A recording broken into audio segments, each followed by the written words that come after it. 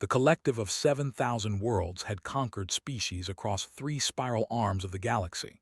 Their fleet numbered in the millions. Their soldiers had crushed civilizations that had existed for 10,000 years.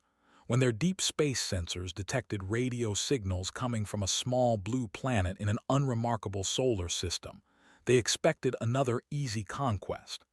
They had no idea they were about to make the worst mistake in galactic history. Grand Admiral Iran stood on the bridge of his flagship, the Eternal Dominion, as his fleet emerged from hyperspace near Earth's moon. His species, had evolved on a low-gravity world with thin atmosphere. They stood 8 feet tall with elongated limbs and fragile bone structures. Like most species in the collective, they had evolved in peaceful environments where competition was minimal. Natural predators had been rare on their worlds. Violence was something they had learned, not something bred into their biology. Oran looked at the tactical display showing the small planet below. His intelligence officers had been monitoring human broadcasts for several decades. They had learned their languages, studied their history, and analyzed their technology. The humans were primitive. They had only recently developed nuclear power. They had not even colonized their own moon permanently. Their planet was divided into nearly 200 separate nations that constantly fought each other. This would be the easiest conquest the collective had ever undertaken. The admiral ordered his communication officer to broadcast the standard surrender demand. Every species received the same message: submit to the collective or face complete annihilation. In 12,000 years of conquest, every species had eventually surrendered. Some fought briefly, but all eventually recognized the futility of resistance. The collective's military technology was simply too advanced. Their numbers were too great. The response from Earth came within hours. It was not a surrender. The humans had formed something called the United Earth Defense Council. Representatives from every nation had voted unanimously to reject the collective's demands. The message was simple: Earth would not submit. If the collective wanted their planet, they would have to come and take it. Oran was confused. His officers ran the calculations again. The humans had no spacecraft capable of interstellar travel. Their weapons were primitive projectile systems and basic nuclear devices. They had no energy shields, no plasma weapons, no anti-gravity technology. The odds were so overwhelmingly in favor of the collective that resistance seemed like insanity. What the admiral did not understand was that humans were not like other species. They had not evolved on a peaceful world.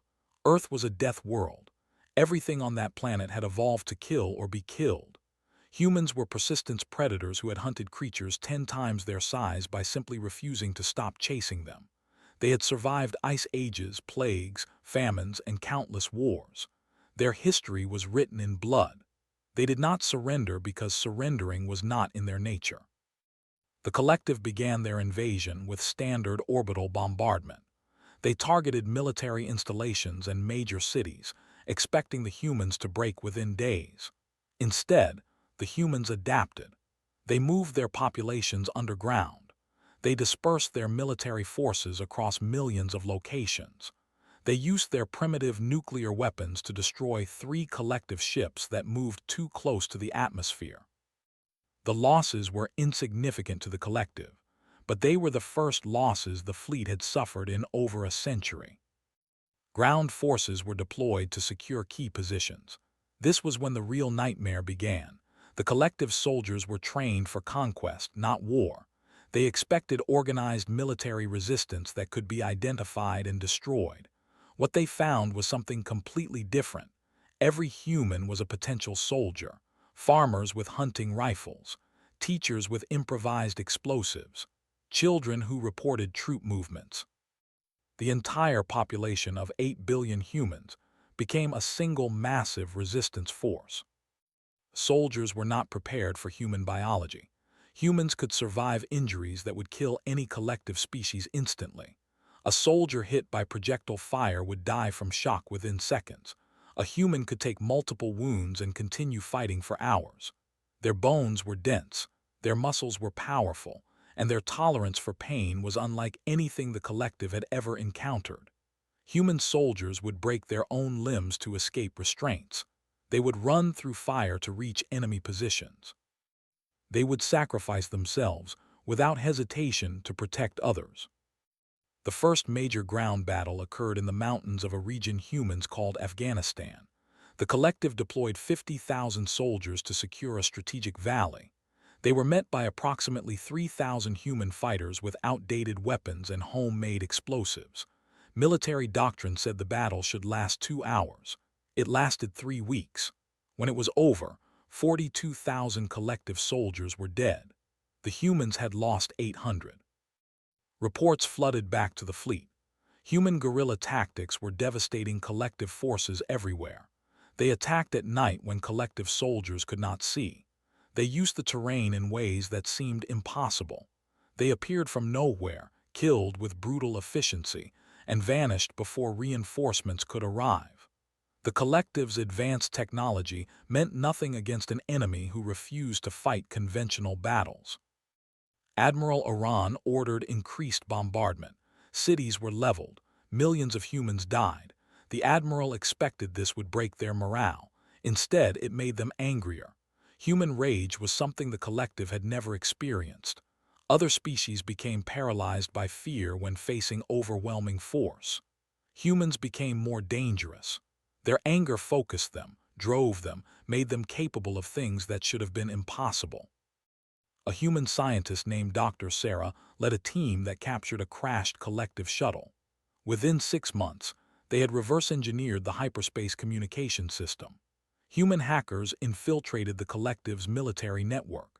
They spread viruses that disabled weapon systems. They sent false orders that caused collective units to attack each other. They broadcast human propaganda to every world in the collective, encouraging enslaved species to rise up against their conquerors. The occupied zones on Earth became death traps for collective soldiers. Humans developed new weapons specifically designed to exploit collective weaknesses. Their low-gravity, evolved bodies could not handle Earth's heavy gravity for long periods. Their thin skin was vulnerable to chemical agents that barely affected humans. Their psychological warfare specialists discovered that collective species had almost no resistance to fear. Recordings of humans screaming, played at certain frequencies, could cause mass panic among collective troops. 6 months into the invasion, the collective had lost over 2 million soldiers on Earth. Their occupation zones were shrinking. Human forces had captured enough collective technology to begin producing their own energy weapons. They had built crude but functional spacecraft using salvaged alien parts. The first human space attack destroyed a collective supply depot in orbit. Admiral Iran requested reinforcements. The collective High Council was shocked. No species had ever required more than the initial invasion force. They sent another 2 million troops. These fared no better. Humans had studied collective tactics and adapted. They knew how the enemy thought, how they would respond to different situations. Human commanders were unpredictable in ways that collective strategic algorithms could not process. The humans launched their first major counteroffensive 1 year after the invasion began. General James led a combined force of soldiers from 40 nations against the collective's primary command center in northern Europe. The battle lasted 4 days.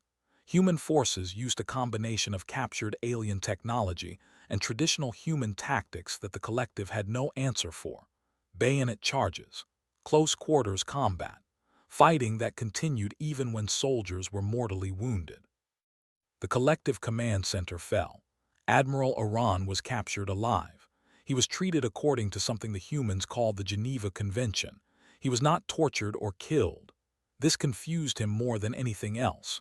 Humans were clearly capable of extreme violence, yet they had rules about how to treat prisoners. They could be utterly ruthless in battle but showed mercy when the fighting stopped. This contradiction fascinated and terrified him. Under interrogation, Iran learned more about human psychology. They did not fight because they enjoyed violence. They fought because they valued freedom. Every human carried within them a belief that they had the right to determine their own fate. This belief was stronger than fear, stronger than pain, stronger than death itself. The collective had conquered species that valued survival above all else. Humans valued something more. The war lasted 3 years. By the end, human forces had developed true interstellar capability. They had liberated 4 collective worlds. Enslaved species had risen up across the galaxy, inspired by human broadcasts. The collective of 7,000 worlds was fracturing. Their military was exhausted. Their economy was collapsing. Their population was demanding peace. The surrender ceremony was held on Earth, in a city called New York. Representatives of the collective signed documents admitting defeat and agreeing to release all enslaved species. 8 billion humans had faced a galactic empire and won. It should have been impossible. Every calculation, every simulation, every historical precedent said they should have lost within weeks. What the collective never understood was that their calculations were based on the wrong assumptions. They measured military strength in ships and weapons and soldiers. They did not account for human creativity, adaptability, and sheer stubborn refusal to accept defeat. They did not understand what it meant to face a species that had been fighting for survival since the first human ancestor picked up a rock and decided to fight back against predators. In the years that followed, humanity took its place among the stars. They did not conquer other species. They had no desire to become what they had defeated. Instead, they became something else entirely. They became the defenders of the weak, the protectors of the oppressed, the last hope for species facing extinction. The former slaves of the collective looked to Earth and saw not conquerors but liberators. Admiral Aran spent his remaining years studying human culture. He learned their music, their literature, their philosophy. He came to understand that humanity's greatest strength was not their physical toughness or their tactical brilliance. It was their ability to hope. No matter how dark the situation, humans believed tomorrow could be better. This irrational optimism drove them to attempt the impossible and somehow succeed. When historians wrote about the human collective war, they struggled to explain how such a young, primitive species had defeated the greatest military power in the galaxy. Some pointed to human biology. Some pointed to their unusual psychology. Some pointed to luck.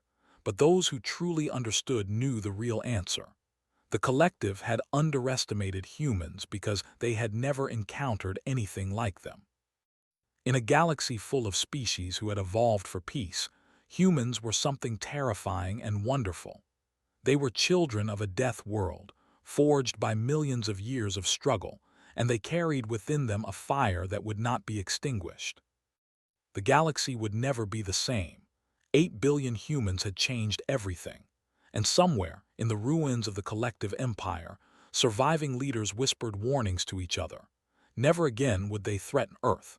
Never again would they underestimate the small, fragile-looking creatures from that blue planet, because they had learned the truth that would echo across the galaxy for to come. 8 billion humans against the galaxy had indeed been unfair. Unfair for everyone who had been foolish enough to challenge them.